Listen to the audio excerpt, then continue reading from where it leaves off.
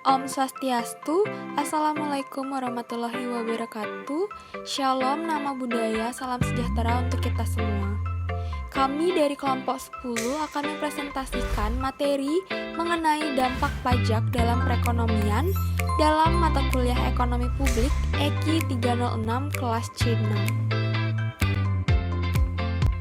Sebelum itu, izinkan kami dari kelompok 10 untuk memperkenalkan anggota kelompok kami, yaitu yang pertama Wulan Atika Sari dengan absen 44, yang kedua Nikada Sintahandayani dengan absen 45, yang ketiga Niputu Aninda Putri dengan absen 46, lalu ada Putu Ari Pangestu dengan absen 47, dan saya sendiri Ana Agung Imita Dewi dengan absen 48.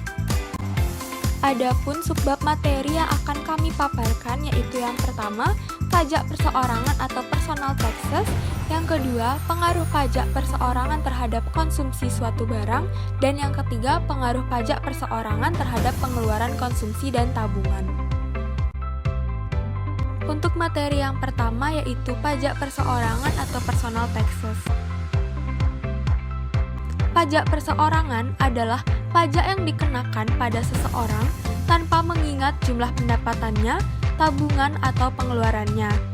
Pajak ini dapat dikenakan dalam jumlah yang sama pada semua orang atau dapat dikenakan pada segolongan orang tertentu berdasarkan kriteria tertentu. Misalnya, status perkawinan, jumlah umur, dan sebagainya. Jadi, pajak perseorangan dikenakan pada suatu kelompok tertentu tanpa mengingat aktivitasnya. Golongan yang dikenakan pajak tidak dapat menghindarkan diri dari pembayaran pajak perseorangan dengan mengubah pola aktivitasnya. Dalam hal ini, pajak perseorangan dikatakan merupakan pajak yang netral. Misalnya, pemerintah mengenakan pajak diri terhadap setiap orang dewasa sebagaimana yang dikenakan di Inggris pada tahun 1989 pada masa pemerintahan Perdana Menteri Thatcher. Pajak tersebut tidak mengubah pola aktivitas masyarakat karena siapapun harus membayar pajak tersebut dalam jumlah yang sama, tidak peduli jenis pekerjaan, aktivitas sehari-hari, jenis kelamin, dan sebagainya. Ini berbeda dengan jenis pajak yang lain yang merupakan pajak yang tidak netral sebab orang dapat menghindarkan diri dari pembayaran pajak dengan cara mengubah pola kegiatannya. Misalnya, pemerintah mengenakan pajak penghasilan pada guru, sedangkan penghasilan di lapangan kerja lainnya tidak dikenakan pajak penghasilan. Dalam hal ini, maka pajak penghasilan dikatakan tidak bersifat netral karena mendiskriminasikan terhadap profesi guru. Orang yang senang menjadi guru, kesejahteraannya menjadi lebih kecil. Selain itu, beberapa guru akan beralih profesi mencari lapangan kerja lainnya yang penghasilannya tidak dikenakan pajak. Bagi orang yang pindah profesi tersebut, kesejahteraan mereka juga berkurang karena mereka sebenarnya senang menjadi guru dan mereka beralih profesi ke jenis pekerjaan lainnya yang merupakan second best choice, hanya karena penghasilan guru dikenakan pajak. Suatu pajak yang netral merupakan jenis pajak yang paling baik karena tidak mengganggu profesi seseorang. Walaupun demikian, pajak ini berpengaruh terhadap pendapatan, tabungan, atau kedua-duanya. Sebagaimana diketahui, pajak merupakan suatu pungutan yang merupakan hak tunggal pemerintah, ditentukan berdasarkan undang-undang dan pungutannya dapat dilakukan secara paksaan. Oleh karena itu, pajak akan mengurangi daya beli masyarakat dan ini akan mempengaruhi kemampuan masyarakat untuk melakukan konsumsi dan tabungan. Apabila pemerintah mengenakan suatu jenis pajak dan sebagai akibatnya masyarakat menambah jumlah konsumsi mereka, ini akan menyebabkan masyarakat mengurangi tabungan sehingga dana yang tersedia untuk investasi juga berkurang dan selanjutnya akan mempengaruhi pertumbuhan ekonomi di masa yang akan datang. Sebaliknya, apabila sebagai akibat adanya pajak, masyarakat mengurangi konsumsi yang berarti menambah tabungan mereka. Ini berarti dana yang tersedia untuk investasi menjadi lebih besar sehingga pendapatan di masa yang akan datang dapat meningkat. Selanjutnya, materi kedua yaitu pengaruh pajak perseorangan terhadap konsumsi suatu barang. Yang pertama, kita misalkan pajak perseorangan merupakan pajak yang harus dibayar oleh setiap orang dalam jumlah yang sama.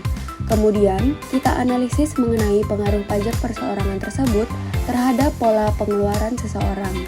Kita misalkan lebih lanjut bahwa seseorang dapat membelanjakan seluruh pendapatannya untuk membeli dua jenis barang, yaitu barang publik dan juga barang swasta. Apabila seseorang menggunakan seluruh pendapatannya untuk membeli barang dengan tanda Z, maka ia akan memperolehnya sebanyak OA unit. Sebaliknya, apabila H, yaitu seseorang menggunakan pendapatannya untuk membeli barang S, maka ia akan memperoleh barang S sebanyak OB unit, seperti ditunjukkan pada diagram 10.1. Selanjutnya, ada pajak perseorangan yang dimana H mungkin mengurangi pembelian barang Z dan menambah pembelian barang S. Dalam hal ini berarti barang S merupakan barang givens atau inferior, sedangkan barang Z merupakan barang normal, atau sebaliknya. H atau seseorang mungkin mengurangi pembelian barang S dan menambah pembelian barang Z. Kemungkinan tersebut ditunjukkan pada diagram 10.2.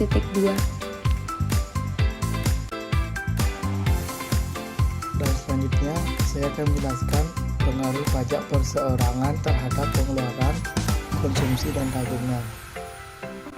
Dalam analisis ini, diasumsikan bahwa seseorang menabung dengan tujuan untuk melakukan konsumsi pada suatu waktu yang akan datang. Penghasilan seseorang dapat digunakan untuk dua tujuan, yaitu untuk konsumsi dan untuk menabung. I sama dengan C plus S. Jadi pertimbangan seseorang untuk melakukan pengeluaran konsumsi atau menabung. Kata menabung tidak lain adalah pertimbangan apakah pendapatan sekarang akan dikonsumsikan ataukah akan dikonsumsi pada suatu waktu yang akan datang. Jadi dalam hal ini, maka analisis yang harus digunakan adalah analisis antar waktu atau disebut intertemporal analysis. Untuk mempermudah analisis, kita membedakan waktu menjadi dua periode, yaitu periode 1 untuk waktu sekarang dan periode 2 untuk waktu yang akan datang. Selanjutnya akan dilanjutkan oleh rekan saya. Terima kasih.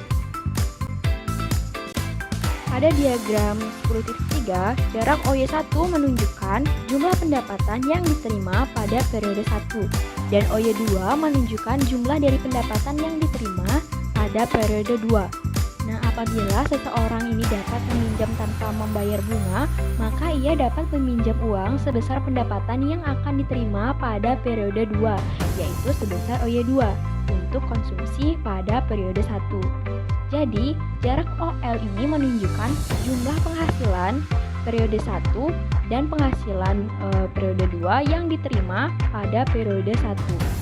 Jarak OL dapat kita cari dengan menjumlahkan OY1 dan OY2, lalu 1 ditambah dengan tingkat diskonto atau yang kita simbolkan dengan huruf R. Apabila seseorang yang mempunyai pendapatan sebagaimana yang ditunjukkan pada titik F pada diagram 0.4 ini, meminjamkan uang dengan menerima bunga dan meminjam uang dengan membayar bunga, maka garis AB akan berputar pada sumbu S menjadi garis ED. Pada titik F, individu H tidak meminjam uang maupun tidak meminjamkan uang, sehingga ia juga tidak menerima bunga maupun membayar bunga. Apabila pendapatan periode 1 sebesar OY1 digunakan untuk tabungan, maka pada periode 2 individu H ini akan memperoleh pendapatan sebesar OZ sama dengan OX2 ditambah X2Z, di mana OX2 sama dengan OX1 adalah pokok pinjaman dan X2Z ini adalah bunga yang diterima. Semakin besar tingkat bunga, akan semakin besar pula jarak dari AC dan DB atau jarak X2Z.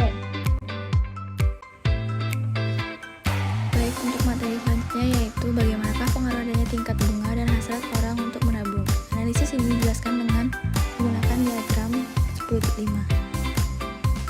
Kita asumsikan seorang yang punya penghasilan sebagaimana ditunjukkan pada titik S mencapai keseimbangan konsumsi intertemporal pada tak mencapai keseimbangan konsumsi intertemporal pada titik Q. itu pada keseimbangan antara kurva indifference CC dengan garis AB. Garis AB menunjukkan situasi sebelum ada bunga atas pinjaman. Orang yang mencapai keseimbangan pada titik Q akan meminjamkan sebagian pendapatan pada periode pertama sebesar Y1X1 untuk dikonsumsikan pada periode kedua sebesar Y2X2. Adanya bunga menyebabkan kurva anggaran berputar ke atas menjadi CD. Kita lihat bahwa adanya pinjaman sebesar Y1X1 pada periode pertama, maka pada periode kedua ia tidak hanya memperoleh sebesar X2 Y2, tapi sebesar Y2L2 sama dengan Y2X2 ditambah X2 L2, di mana X2 L2 merupakan bunga. Jadi titik L yang terletak pada kurva anggaran CD menunjukkan jumlah penghasilan antara waktu yang diperoleh seorang yang melakukan tabungan pada periode pertama sebesar Y1X1. Kita lihat pada diagram 10.5 bahwa keseimbangan konsumen juga sekarang berubah dari titik Q pindah ke titik T. Dan kita lihat bahwa titik L bukanlah merupakan keseimbangan konsumen. Karena itu, seorang yang mengkonsumsikan sebesar OX1 pada periode pertama dan OL2 pada periode kedua tidak akan mencapai kepuasan yang optimum. Orang tersebut akan mencapai kepuasan optimum apabila konsumsi pada periode kedua diturunkan sebesar L2Z2 menjadi OZ2, dan periode pertama konsumsinya tidaklah sebesar OX1 tapi sebesar OZ1. Atau dengan kata lain, konsumsi pada periode pertama ditambah sebesar X1Z1. Oleh karena itu, orang yang mempunyai penghasilan di titik S dan keseimbangan di titik T tidak akan menabung sebesar Y1X1 tapi hanya sebesar Y1Z1. Jadi adanya bunga menyebabkan kesejahteraan konsumsi yang meningkat. Ini dapat dilihat bahwa keseimbangan konsumen yang lama terjadi pada titik I pada kurva indifference C, sedangkan keseimbangan konsumen setelah adanya bunga terjadi pada titik T, yaitu pada kurva indifference GG, sedangkan kurva indifference GG lebih tinggi daripada kurva indifference CC. Walaupun demikian, kita lihat bahwa apabila tidak ada bunga, orang tersebut akan menabung sejumlah Y1X1, sedangkan apabila ada bunga maka ia hanya akan menabung sebesar Y1Z1. Ini berarti adanya bunga menyebabkan individu tersebut mengurangi jumlah tabungan pada periode pertama sebesar X1Z1. Pada periode kedua, pendapatan total sebesar OZ2 sama dengan OY2 ditambah Y2K2 ditambah K2Z2, di mana OY2 sama dengan pendapatan pada periode kedua, K2Y2 sama dengan Y1Z1 sama dengan tabungan pada periode pertama, dan Z2K2 sama dengan bunga tabungan. Walaupun demikian, tidak selamanya bunga menyebabkan orang akan mengurangi tabungan. Ini hanya terjadi apabila orang menabung untuk konsumsi tertentu di masa yang akan datang. Misalnya, seorang yang mendapatkan pada periode kedua sebesar 100.000 dan ingin mengkonsumsikan sebesar 200.000 pada periode tersebut tanpa adanya bunga, maka ia harus menabung tahun ini pada periode pertama sebesar Rp100.000. Apabila ia menerima bunga untuk tabungannya, maka ia tidak perlu menabung sebesar Rp100.000 tapi dalam jumlah yang kecil, yaitu sebesar Rp90.910 apabila bunga sebesar 1%. Mungkin terjadi adanya bunga menyebabkan seorang menabung lebih banyak apabila keseimbangan konsumen yang baru tidak terjadi pada titik T tapi di titik G. Dengan adanya bunga pada periode pertama ini, individu tersebut bukannya mengurangi tabungan tapi justru menambah tabungan dari Y1X1 menjadi Y1M1, yaitu sebesar Z1M1. Pada periode kedua, konsumsi yang dilakukan sebesar ON2. Jadi dalam hal ini adalah bunga menyebabkan seorang individu menambah tabungannya pada periode pertama. Oleh karena itu, dengan demikian pada periode kedua dia dapat melakukan konsumsi dalam jumlah yang lebih besar. Teori mikro ini tidak dapat menerangkan dengan pasti apakah adanya bunga akan menyebabkan seorang lebih banyak menabung, mengurangi jumlah tabungan, ataukah tetap atau dimana tidak mengubah jumlah tabungannya. Tindakan seorang untuk menabung ditentukan oleh motivasi orang tersebut, sehingga dampak adanya bunga terhadap perilaku tabungan seorang haruslah diteliti dengan data empiris. Walaupun demikian, teori ekonomi mikro menjelaskan bahwa adanya bunga akan menyebabkan kesejahteraan penabung menjadi semakin lebih tinggi.